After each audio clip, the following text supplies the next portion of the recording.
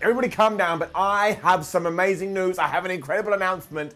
I, Simon Miller, here at WhatCulture Wrestling, am officially declaring myself in the Raw Rumble 2021. I mean, everyone else is doing it. Why can't I? Sorry about this. 1 second. That's my brother. Hey, Adam Pearce. How you doing, man? Yeah, I'm good. What do you mean? I'm not... Dude, I'm on camera right now. What do you mean I can't be in the Rumble? Because I'm not worthy. Only losers get told that. Unbelievable. Let's just pretend that didn't happen. I am going to be in the Raw Rumble. Before we get into this week's episode of Raw, and we give it the ups and we give it the downs, it's going to get a lot of downs, do not worry about it. We have to talk about this week's retro ups and downs too, because this week the 4 shows you have chosen are WCW Uncensored 95, WCW Capital Combat with RoboCop, SummerSlam 2002, and the last ever WCW Nitro. So I think you took what I said very literally when I went, hey, let's review a bunch of crappy shows. I'm not referring to SummerSlam 2002, but look, they're in the community poll right now. Go vote. I listen to you. And now you're going to listen to me, because it's time to up those downs for a very, very strange Raw.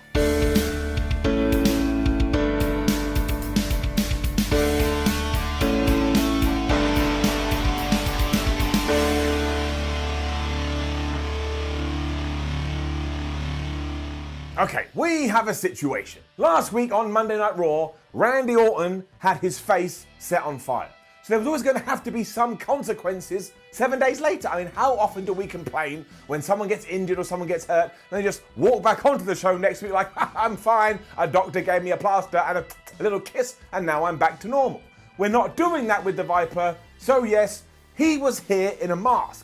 The problem was that he looked like this. See? It's funny, isn't it? And you don't know why. Like if Rey Mysterio walked out wearing this, you'd be like, well, that makes all the sense in the world. But because you're not used to seeing me in a mask, and you're not used to seeing Randy Orton in a mask, you kind of giggle at it, you kind of laugh, and that means the hard-hitting, impactful nature of the angle, well, it kind of falls by the wayside. And I still think we have to give Orton some props here, because despite giving a lot of nonsense to say, I actually think he did all right with it, and also his character has kind of evolved the last few weeks, and he's been able to keep up to date.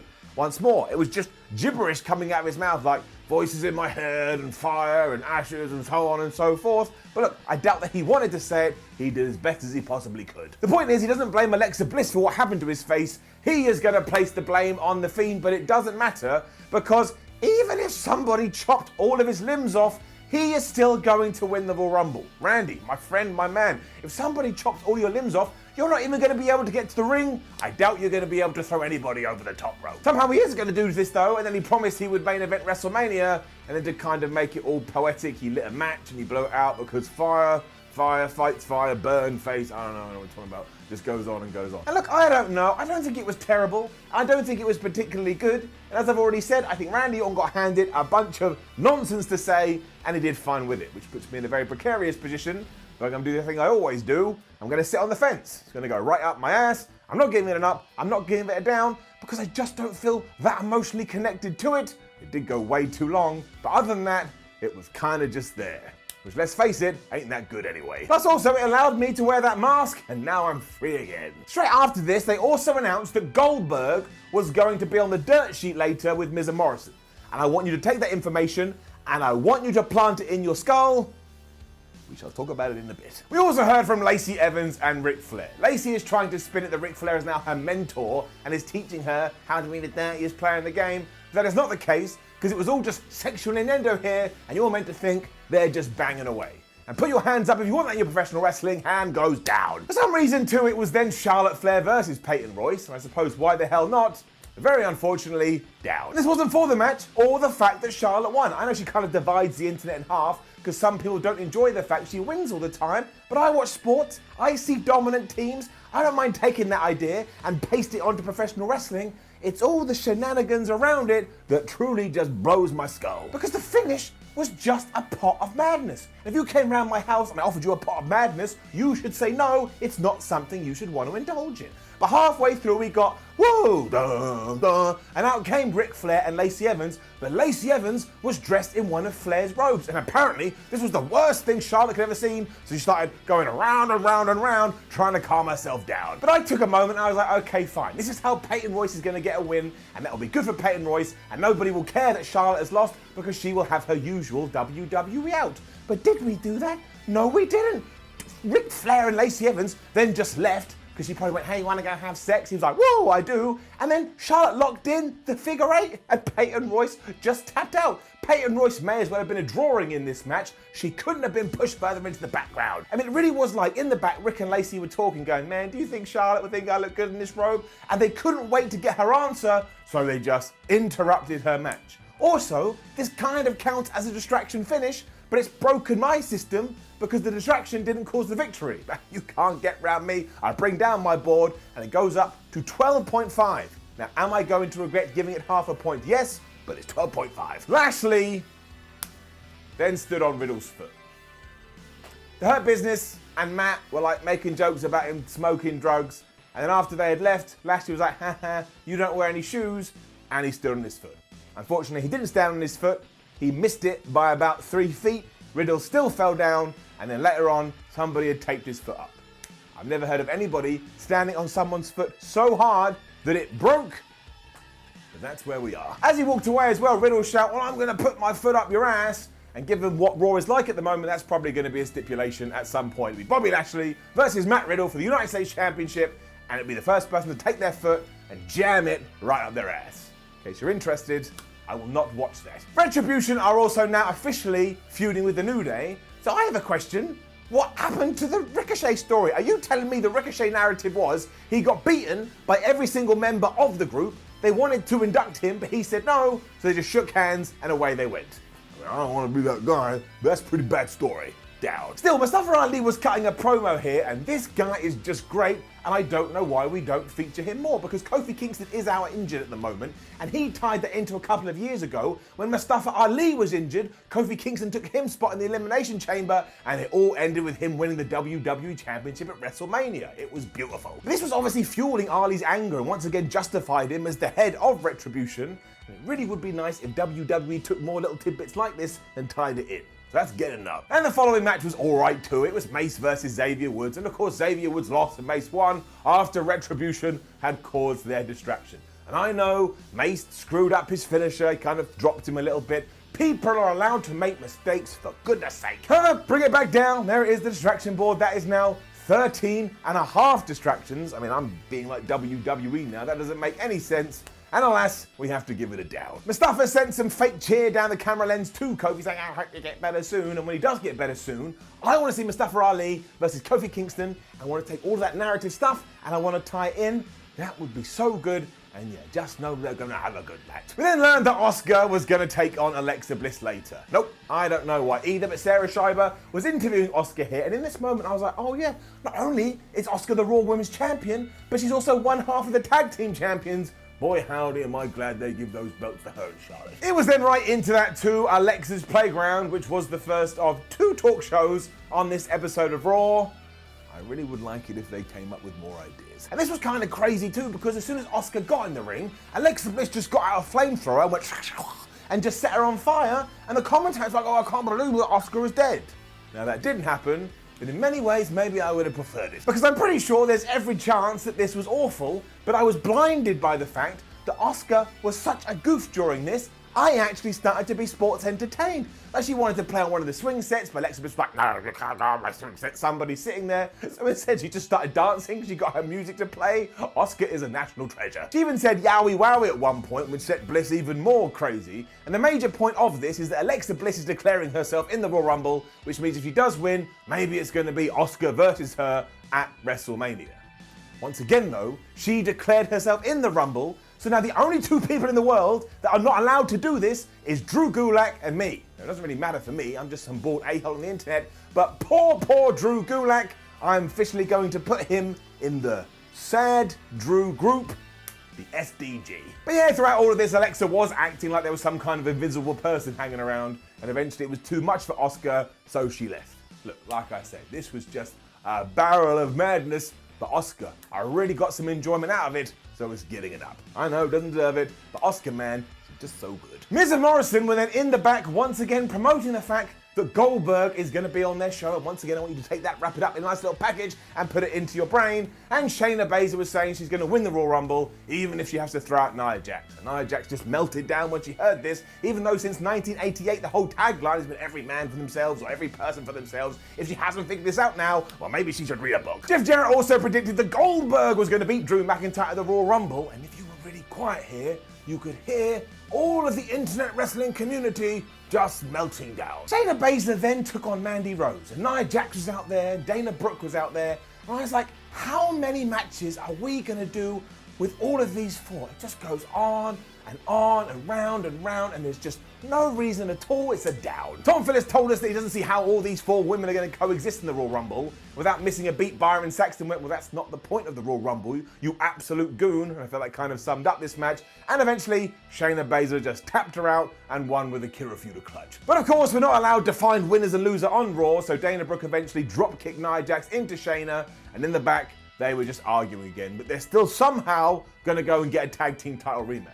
Even though I remember when Shane McMahon a few years ago told me that was never going to happen again, but more fool me, I actually listened. So I'm just going to rip my ear off and chuck it on the ground. Charlotte was then still really mad that Lacey Evans is having sex with her dad. She was all like, oh, I know what it means to be the dirtiest player in the game, but I never want to be the dirtiest player in the game, even though she had that character a couple of years ago when it was all about her becoming the dirtiest player in the game. I still have no idea whether Charlotte is meant to be a good guy or a bad guy, but this story is just going to continue on and on and on. The major point was, though, is that she's had enough. I kind of know how she feels. And then, man, we had a new member of Drew's sad group, whatever the hell I called it about 32 seconds ago, because they put Ricochet in it as well. Poor Irish sensation Ricochet. But he was talking to my bro Adam Pearce, who was like, man, Ricochet, I'd love for you to be in the Royal Rumble. You've got to prove yourself. You've got to be AJ Styles. And Ricochet wasn't even mad about this. He goes, oh man, yeah, I'm going to prove myself. I do not get it. What are the rules? Who is and isn't allowed to declare themselves in the Royal Rumble? Styles then popped up and let Adam Pearce and Ricochet know that they both suck and he's going to lose. But Ricochet said, no, you're wrong, Mr. Styles. I'm going to win. And then he lost. It was great. There were some early shenanigans in the sense that Omos caught Ricochet and the referee was like, you better drop him. So we did, right on the floor. And I was like, well, we should fire this guy. What a stupid thing to say. But when these two got going, my word, it was the light of my life. Why can't Raw just do more stuff like this? At one point, Ricochet kind of flipped into a back suplex or a German suplex and it looked great. And when AJ Styles went for the phenomenal forearm, Ricochet reversed it in midair into the recall. I think I had a baby, and I don't know what that means. I just felt very excited. To finish two, oh my gosh, because Ricochet was going to go for something off the top, but AJ Styles stopped him.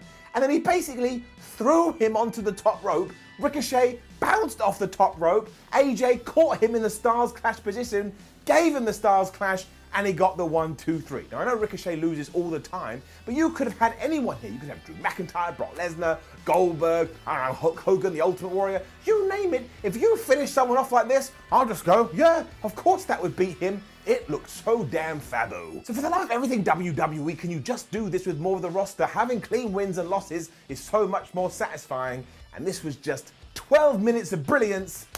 Giving it a round of applause means nothing. It was then our second talk show of the night, and I remember my promise, I remember the rules.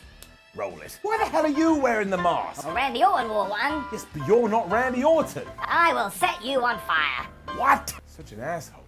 If I die because of flames, I'm blaming all of you. But yes, back on Raw, it was the dirt sheet with Miz and John Morrison, who, do not forget, for the entirety of this show, had been promoting the return of Goldberg. And we had Goldberg's music, and we had Goldberg's theme, we had Goldberg's atmosphere and aura. But do you know who walked down the aisle and kind of made me go, man, WWE, you just cannot read the room at all? It was Gilberg. Now look, fair play to Dwayne Gill. He has now been doing this gimmick for 4 decades and probably making a bunch of money out of it. And I have no problem with that. But I think if you heard, oh my gosh, Goldberg's going to be on Raw, and you tuned in, and then you got that for like the 32,741 time, you may be like, you know what, I don't want to watch Raw anymore. It just plays with my emotions. Here's my granddad though, so I did get a little bit of a kick out of it. And then Miz and Morrison were interrupted by Drew McIntyre. But of course, it wasn't Drew McIntyre. We were doing the same joke, and some just out of shape dude with a wig came out and pretended to be the WWE champion. Now, I am going to be honest. I laughed at this a lot. Not because it was good, not because it was funny, and not because it was a well-done segment, but it was so bad. and the guy talking was talking to a pod like, hello, Jeeves, how are you doing? I couldn't help it. It was like I was watching a car wreck in front of my eyes, and I couldn't look away. Mr. Morrison were then even debating whether this was a good idea or a bad idea, or a good segment or a bad segment, and the long and the short of it is, it doesn't matter if Goldberg wins at the Royal Rumble, it doesn't matter if Drew McIntyre wins at the Royal Rumble, because ultimately they will both lose, because Mr. Money in the Bank, The Miz, will cash in his briefcase. What a dumpster fire this was, but I actually think you should go and watch it just for the Drew McIntyre guy, and when Gilberg goes, well, you know how I get ready for matches? By ramming my head into whatever I can find. But still, oh my word, never do this again, down. However, I do have a caveat for that, because I did see Gilberg.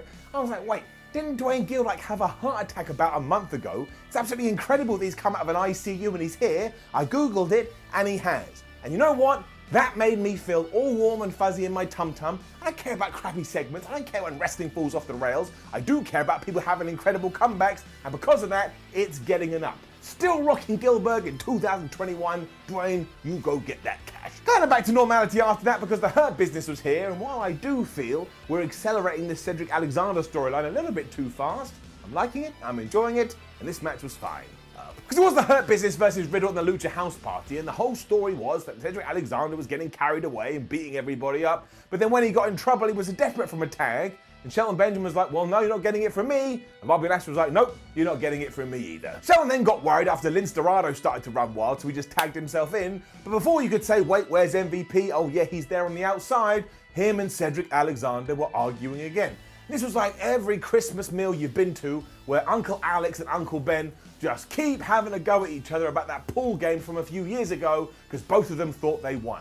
Nobody cares who won, let it die. Shelton even shoved Alexander out the ring at one point, which allowed MVP to get him in his face and say, look man, you need to get your stuff together, you don't know what you're doing. But the best bit is that none of this helped Riddle of the Lucha House Party, because Bobby Lashley, like he was the dad of everyone, got sick and tired of the nonsense after all. He tagged himself in, absolutely murdered grandmother Metalik, who was just hoping her kids were going to get on for the holidays, locked him in the Hurt Lock, and of course he tapped out. And then Riddle attacked Bobby Lashley afterwards, and then as soon as he realized what he'd done, he just ran away. And you wonder why no one's really supporting him right now. Because let's face it, Lashley is like the most protected dude in all of wrestling and comes across like this cool warrior, and in this sense, Riddle was a coward. But I have no idea what we're doing. However, the Hurt Business are basically propping Raw up at the moment, so I'm going to give them whatever the hell they want. Elias and First Commander Ryker were then having a little bit of a chat backstage. I'm going to guess their Starfleet communication devices aren't really working, because apparently this is the first chat they've had all week, but also they're really upset that they fell out 7 days ago, but tonight, when Ryker takes on Jeff Hardy, they're going to make sure they're on the same page. Ryker then pissed Elias off by asking him to reconfirm the plans, and Elias was like, oh man, you are draining me. So I think we are already teasing that we're going to break these guys up. So if you are trying to keep track, we're teasing that we're breaking up the Hurt Business, we're teasing that we're breaking up Nia and Shayna, and now we're teasing we're breaking up these two, and they've only been together for around about a minute. Somebody needs to get Jean-Luc down here, and he needs to get down here yesterday. Drew McIntyre then cut a promo from home saying that he's going to be on Raw next week, and that he will beat Goldberg at the Royal Rumble. This was alright, this was fine, and Raw desperately needs Drew back, he can have it up. Jeff Hardy, in the feud that never ends, then beat Ryker, but he did it by DQ. And it shocked me so much that I sweated and my hands turned into glue, and now they're attached to my head. But bring it down, there's the board, it's up to number 3. What did I tell you? Down. No wait, that's wrong, it's 4. It's even worse than I thought. And Elias just pushed Jeff Hardy off the top rope during this, and the referee saw it. I was like, what else am I gonna do? You absolute buffoon. And then yes, if we didn't have enough teasing, Elias and Ryker then had a moan. Ryker was like, why did you get involved? And I was like, I thought you wanted me to get involved. And Ryker was like, I didn't want you to get involved. I haven't even had time to decide what I think about them, and now they already hate each other. I mean, why are Jeff Hardy and Jackson Ryker even fighting? Maybe Ryker went away and he said to Jeff, would you look after my pet fish? And he did a terrible job of looking after his pet fish, and the pet fish died. Now look, that is an absolutely pants storyline, but I actually think it's better than what I've been given on this television show. It was in our main event, I had a little miniature breakdown because I realised we were never going to get anything massive to try and redeem this episode of Raw, and I also know the match between Asuka and Alexa Bliss has wound a few people up online. However, I see it a little bit differently. Because Alexa teleported or something halfway through and became evil Alexa, where she basically becomes like the Fiend number 2 and nothing Asuka could do was able to hurt her. and then she just hit Sister Abigail, which by the way did look very good after she'd done the crab thing, and she actually beat the champion in the ring for the 1, 2, 3. Now there are a few things we need to talk about. Now for starters, it was a clean finish, and as you know, I will take them until the cows come home. 2, I do agree with you that Asuka shouldn't have been as scared as she was here, which actually makes me hypocritical because I've always said the opposite, but there's always the exception to the rule. But 3, you have to buy in to what WWE is selling, like that guy from Resident Evil. Because whether or not you like this change Alexa Bliss has gone through, in order to justify it, she has to be able to do this stuff in the ring. Now, if you're not into the whole Bray Wyatt, I've got powers thing, I totally get it. But you shouldn't transform Alexa Bliss and then she acts like a normal person. Otherwise, what are we doing? Otherwise, the storyline is pants. That was me pretending to reveal my pants. I'm never going to do that. I do agree it was a bit cheesy when she transformed back into the nice Alexa Bliss and went, "Let me in time with the big voice that played over the speakers. But I just think you have to do this. You have to double down on it. Otherwise, it's going to be all scatterbrained. And that's the problem with the rest of the show. So while actually this wasn't massively for me, I take a step back and I play devil's advocate, and actually, I'm gonna give it up. It does terrify me, however, because I bet Asuka just loses her Raw Women's Championship now at the Royal Rumble, or sometime soon, and WWE has not given her a chance. I mean, when was the last time she even had a proper feud? The answer was 1662. And it also means that we get to the end of another Raw, and it just wasn't that good at all. And I hate saying that. I'm always looking for the positives, I'm all looking for the best bits, but some of it didn't make any sense. And I don't understand why every single person wants to break up and why a relatively old man is having sex with somebody in their 30s. Again, never would I write that down on my list of wants, so overall it's getting a down. Now don't forget to leave a comment below and letting us know what you thought about last night's episode of Raw. Go to that community page and make sure you vote in the Retro Ups and Downs poll. Like the video, share the video and subscribe. WhatCulture.com for articles. Social media, just search for WhatCulture, WWE and all that other stuff. And you can watch more videos here. You're already on YouTube. My name's time for WhatCulture. Make sure you join me throughout the week. We're going to have a lot to talk about. I'll see you then.